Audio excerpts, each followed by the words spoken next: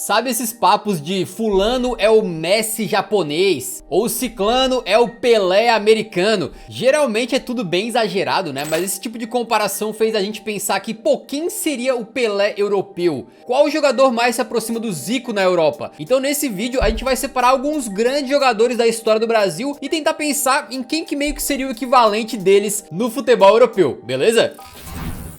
E a gente vai começar diretamente com ele, o Rei Pelé, e é bom esclarecer que a gente não tá querendo dizer que o comparado aqui jogou mais, menos ou igual o outro, e sim tentar traçar alguns paralelos ali de características parecidas dentro de campo, ou alguma coisa relacionada à carreira que foi similar e tal, e aí ver algum jogador que encaixe de alguma maneira, fechou? Com isso dito, não tem como não comparar o Pelé com o craque português Eusébio. O Pantera era desde moleque apelidado de Pelé, e tinha algumas características que lembravam muito o Rei, principalmente a potência física bizarra que os dois tinham, e era um diferencial muito grande na época, né? E que até rendeu o seu novo apelido, Pantera Negra, por causa da velocidade e força absurda que ele mostrava em campo, além de serem ambos completaços quando a gente fala de técnica e finalização, matadores natos.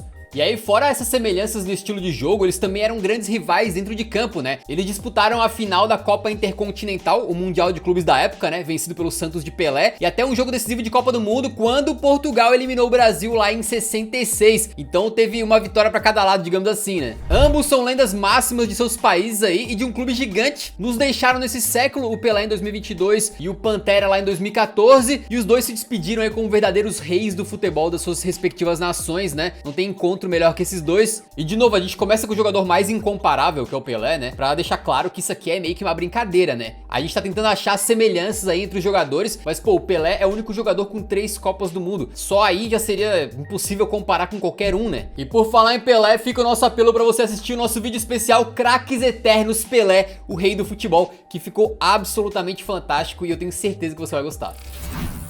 E agora vamos falar de Ronaldo Fenômeno, e a gente meio que buscou dois caras aqui pra comparar um pouquinho, né? O primeiro deles é o Thierry Henry. É difícil comparar qualquer cara com o Ronaldo Fenômeno, até porque ele teve meio que duas partes da carreira, né? Mas no começo, quando ele tinha aquelas mudanças de velocidade absurdas e uma agilidade incrível, drible e tudo mais, antes das lesões mais sérias, e um cara que se comparava nesse estilo de jogo era o Thierry Henry. Dá pra imaginar tranquilo um fazendo os gols inesperados e simplesmente absurdos que o outro fazia, né? Driblando geral ali, arrancando, arrumando um jeito de colocar pra dentro, características que às vezes são raras para um 9, né? Mas que principalmente nessa parte inicial da carreira do Ronaldo, naquela época do Barcelona, por exemplo, tinha algumas semelhanças muito boas com esse Henry do auge ali do início dos anos 2000. E não é nem só a gente que tá dizendo não, o próprio Henry já admitiu que se inspirava no jogo do Ronaldo Fenômeno. Where did you learn it from? R9, Brazilian Ronaldo. The quality that Ronaldo had was just for me the best that I've seen when... Uma semelhança curiosa também é que ambos jogaram pelo Barcelona com uma quantidade de gols bem semelhante, né? O Fenômeno meteu 47 e o Henry 49 com a camisa dos culés. E são mais dois que também se enfrentaram em confrontos importantes durante a carreira, né? Em Copa do Mundo, olha, não é uma lembrança muito boa pra gente, já que em 2006 o Brasa caiu pra França com um gol do próprio Henry, naquele lance histórico lá, né? E outro que dá pra comparar, principalmente numa parte da carreira do Ronaldo, onde ele perdeu um pouco daquela mobilidade absurda e virou mais um 9 um pouco mais centroavantão assim, é o Van Basten. O holandês foi um matador absurdo, a bola vinha e ele fazia gol de tudo que é jeito. Ninguém esquece aquele gol que ele meteu na final da Eurocopa de 88, completamente sem ângulo, um gol que apenas um cara diferenciado conseguiria, né? Então tanto o Ronaldo Fenômeno quanto o Van Basten são dois cracassos geracionais da posição de atacante, que tiveram suas carreiras muito atrapalhadas aí por lesões. Provavelmente eles seriam, em tamanho histórico aí, outros jogadores se não fossem os problemas físicos, mas mesmo com eles, são dois caras que foram muito vencedores, né? O brasileiro venceu 2 vezes a bola de ouro e o Van Basten simplesmente meteu um hat-trick antes de se aposentar muito cedo, né? E agora bora falar do baixola Romário, e pra falar de Romário, a gente tem que buscar um cara que finalizava extremamente bem e que de repente também não era dos mais altos, porque a questão da estatura aí foi muito importante na carreira do Romário. Ele conseguia fazer tudo que ele fazia como centroavante, mesmo sendo um cara de 1,69 m, e inclusive fazendo alguns gols de cabeça com uma impulsão absurda, né? E um cara que durante parte da carreira também teve semelhanças com o Romário foi o Agüero. Ele era um jogador um pouco mais baixo pra centroavante, né? Mas que era entroncadinho, assim, era forte, tinha esse giro muito rápido rápido, essa finalização muito precisa nos cantos e tal. Mas com todo respeito ao Agüero, né, a gente vai um pouquinho além e fazer uma comparação num nível ainda superior, que é falar do Gerd Müller. E assim, ó, vamos combinar que o Müller nem era tão baixo assim, tá? O alemão tinha 1,76 m. É a minha altura, por exemplo, eu não sou muito baixinho, tá? Só que no futebol europeu da época era um pouquinho diferente, né? E os jogadores eram mais altos e tal, e ele realmente era considerado baixo. Muitos times ainda no começo da carreira do Müller usavam daquela tática do bola pro mato com o jogo de campeonato, sem aquela saída curta no goleiro, de pé em pé e tal. Não, muitas vezes era uma baga pra frente, pro atacante brigar por ela e tudo. E mesmo nesse contexto, o Müller se destacou. Então tanto ele quanto o Romário eram goleadores natos, com explosão, uma finalização absurda, e também tem um pouquinho dessa semelhança no porte físico, né? E eles também têm a coincidência de terem sido protagonistas de Copa do Mundo. O baixinho em 94, né, com o nosso Brasilzão aí, e o Müller em 74, com aquela Alemanha que parou a laranja mecânica do Cruyff. Exatos 20 aninhos de diferença aí de uma Copa do Mundo de um para do outro, né? E o mais engraçado é que nenhum dos dois foram os artilheiros dessas competições, que eles se destacaram bastante, mas foram os artilheiros das suas próprias equipes, né? O Romário meteu 5 gols em 7 jogos naquela Copa, e o Dea Bomba aí meteu 4 em 74.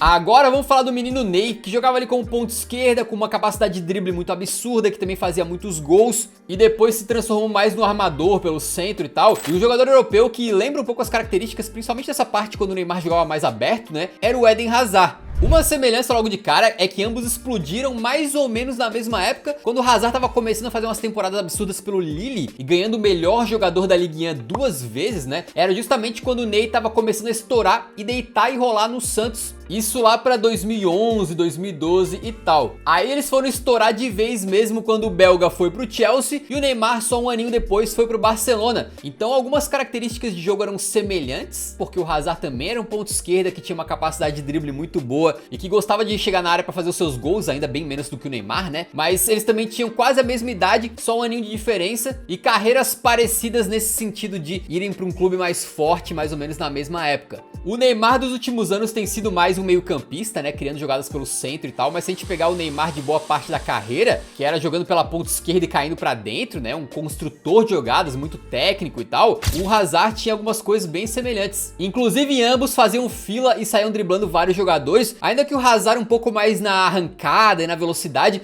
enquanto o Neymar tinha um pouco mais da firula, né? E esse estilo de pegar a bola e partir pra cima fez surgir uma nova semelhança entre eles. Ambos eram alvos de muitas faltas, né? Os adversários tinham que chegar quebrando nos caras, senão eles não conseguiam parar. E eles ficavam constantemente no top 10 de jogadores que mais sofriam faltas na Europa. Fora isso, outra coincidência deles, infelizmente esse fim de carreira meio precoce de ambos, né? Ou pelo menos no alto nível. O Hazard, desde que chegou no Real Madrid, se lesionou muito, mal conseguiu jogar, e quando jogava, muitos comentavam que ele tava fora de forma, né? E aí acabou se aposentando bastante cedo, enquanto o Neymar também sofreu demais aí com lesões nos últimos anos, tanto pelo PSG quanto pela seleção brasileira, né? E meio que escolheu ir pro Al Hilal numa época que alguns jogadores ainda estão entregando tudo, né? E assim saiu um pouco dos holofotes e saiu do futebol de mais alto nível. Então, de certa forma, aqui a comparação talvez seja uma das mais certeiras do vídeo. Tem muitos paralelos entre eles, ainda que, obviamente, tem que tomar cuidado, é só uma brincadeira na comparação, beleza?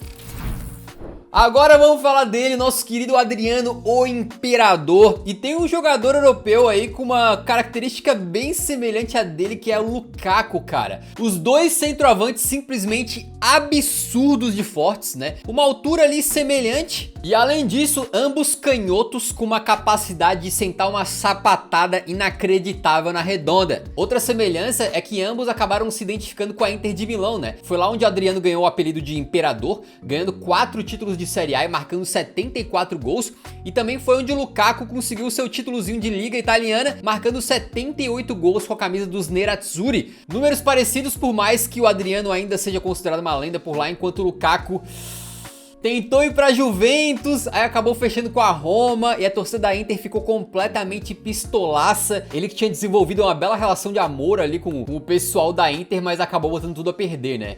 Outro jogador que a gente pode comparar um pouquinho com o Imperador é o Balotelli. Nem tanto pelo estilo de jogo dentro de campo, mas sim por um pouquinho do extra-campo, né? Ambos tiveram aí algumas dificuldades fora das 4 linhas que impediram eles de desenvolver o seu melhor futebol durante a carreira inteira, mesmo sendo extremamente talentosos. E outra outra semelhança muito legal que eu gosto bastante de ambos é que eles comemoraram com camisas históricas aí, né? O Balotelli levantando aquele famoso Why Always Me? Por que sempre eu? Né? Enquanto o Adriano teve aquela famosa que Deus perdoe essas pessoas ruins. E também são dois que jogaram aí na Inter de Milão durante uma parte das suas carreiras, né?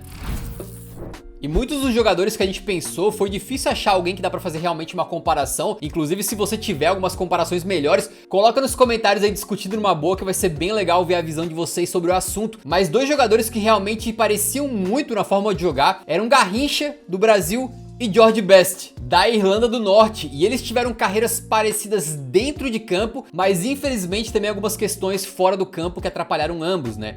Primeiro começa que os dois jogavam na ponta direita, tranquilo? Eles eram absurdos de habilidosos, uma criatividade impressionante na hora de driblar, né? E no caso do Garrincha, o drible dele ficou ainda mais folclórico porque ele tinha simplesmente um problema na perna, que uma perna era torta porque uma era maior do que a outra. E mesmo assim ele deixava os defensores ali malucos não conseguindo marcar ele, né? E o George Best era bem semelhante nesse quesito também, conseguindo desconcertar os caras, botando na frente, driblando e deixando os marcadores perdidos. Então vocês estão vendo aí alguns dribles e arrancadas de George Best que mostram que ele tinha um estilo bem plástico assim, né? Fugindo um pouco daquele estereótipo de britânico cintura dura. Inclusive o Pelé chegou a dizer uma vez que o Best deveria ser brasileiro pelo estilo de jogo, né? Mas uma semelhança muito triste entre Garrincha e George Best foi que ambos tiveram problemas com vício em bebida e também se envolveram em algumas polêmicas, né? Sendo até hoje alguns dos maiores personagens do futebol pelas figuras interessantes que eram, né? O Best, até chamado de quinto Beatle, por ser aí, na época, um popstar, diziam que ele era o primeiro popstar do futebol, numa época bem antes do Beckham, e ambos infelizmente tiveram a carreira e a vida abreviadas por culpa da dependência que eles tinham com o álcool e morreram em decorrência dos problemas de saúde que a bebida trouxe pra eles, né?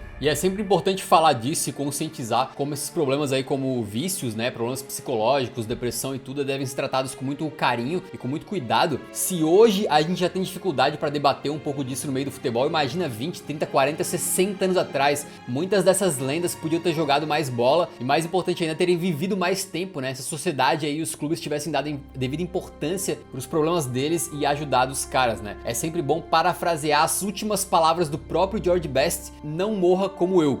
Fazer a gente pensar como vício não é brincadeira e pode pegar qualquer um, até os nossos maiores heróis aí, lendas do futebol, né? Um tema meio pesado, mas a gente sai pra falar de muita alegria agora, falar de Ronaldinho Gaúcho. E aqui é uma das comparações mais difíceis, porque, cara, o Ronaldinho era muito único, um jogador mágico, diferenciado, que quase não tem comparação. E no futebol europeu, a gente foi buscar um jogador, mas que não é europeu e sim africano, o nigeriano JJ Okocha, que disseram uma vez que foi tão bom que os pais tiveram que nomear o cara 2 vezes, né? JJ. Foi uma piada, curtiu?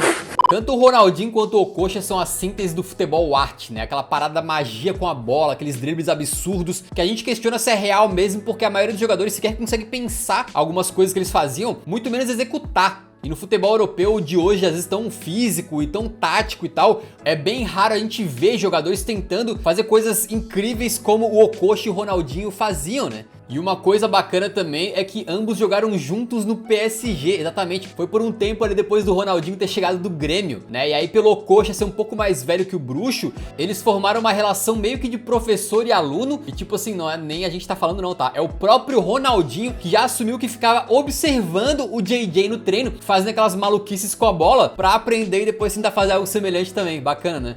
Então, pô, comparar qualquer um com o Ronaldinho é muito difícil, mas o Okocha tinha um pouco dessa magia também. E você também pode fazer mágica deixando o like no vídeo, que isso aí ajuda muito a divulgar o nosso trabalho pra mais gente, beleza? Voltando um pouco no tempo, a gente fala de dois caras que foram contemporâneos e também chegaram a se enfrentar. O match do nosso querido Zico, o Galinho, vai ser o Michel Platini da França. Esse aqui, mais uma vez, obviamente não vai ser uma comparação perfeita, né? Porque o Zico era um jogador muito único, né? Um meia muito goleador. Então é absurdo demais um cara ter feito mais de 500 gols na carreira sem ser um atacante de área, né? E é justamente por isso que o Platini se aproxima, tanto por ser um dos melhores da época, né? Que eles jogaram ali junto com o Maradona, por exemplo, naquela época na Itália e tal. Quanto também por ser um meio campista muito goleador. O francês era um pouco mais elegante, talvez aquele passe refinado e tal. E o Zico também tinha tudo isso, mas era um pouco mais driblador e mais rápido. Com ambos tendo como marca registrada as cobranças de falta diferenciadas. Foram diversos gols dessa maneira de ambos os jogadores. Outra coincidência bacana entre Zico e Platini é que ambos foram camisas 10 campeões continentais por clubes onde eles são muito ídolos, né? O Galinho ganhando em 81 a Libertadores pelo Flamengo e o Platini em 85 vencendo a Champions League pela Juventus. E outra coincidência daí já não tão boa, né, é que ambos ficaram um pouco marcados por serem os melhores da sua geração, né, nos seus países ali, mas não conseguindo trazer a Copa do Mundo. E também ambos jogaram na Itália ao mesmo tempo. Quando o Galinho foi pra Udinese, o Platini tava na Juve. Eles foram, inclusive, os dois maiores artilheiros da Série A na temporada 83-84, com o brasileiro ficando apenas um gol atrás do francês. Pô, muito da hora, dois meias, né, que não eram atacantes de área nem nada, brigando gol a gol ali pela artilharia do campeonato. Então no estilo de jogo eles poderiam ser um pouquinho diferentes, mas cara, dá pra puxar algumas semelhanças, vai.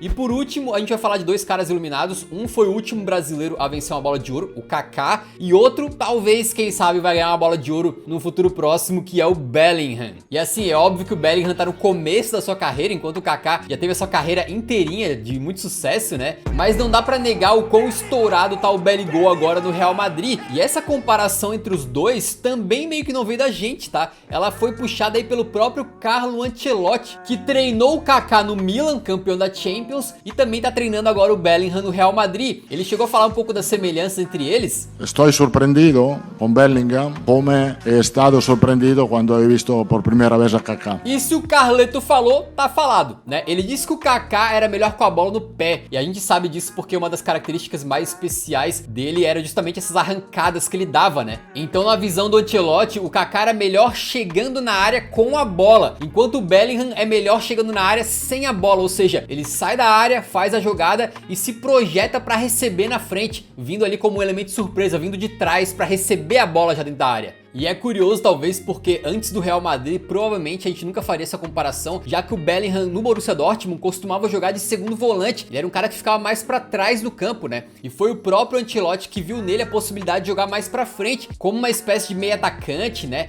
Vindo sempre de trás pra entrar na área e finalizar, e muitas vezes caindo um pouco mais pro lado esquerdo do campo, enquanto o Kaká já foi meio atacante meio que a carreira inteira dele, né? Agora só falta o Bellingham fazer no Real Madrid o que o Kaká fez no Milan, liderar o time numa conquista de Champions e terminar uma temporada com bola de ouro. Aí as carreiras dos caras ficam mais parecidas mesmo. Novamente, isso foi apenas uma brincadeira. Nenhum jogador se compara com o outro. Cada um tem a sua especialidade, a sua singularidade. E a gente tentou buscar algumas semelhanças numa brincadeira, mas não comparar nível de jogo, tá? Ninguém tá falando que o JJ Okocha jogou mais ou igual bola do que o Ronaldinho Gaúcho. Por favor, rapaziada. Deixa nos comentários numa boa aí as suas comparações, beleza? A gente vai ficando por aqui, espero que vocês tenham curtido o vídeo. Se curtiram, deixa o like antes de sair que ajuda bastante o nosso trabalho. Nos vemos no próximo, então grande abraço, falou!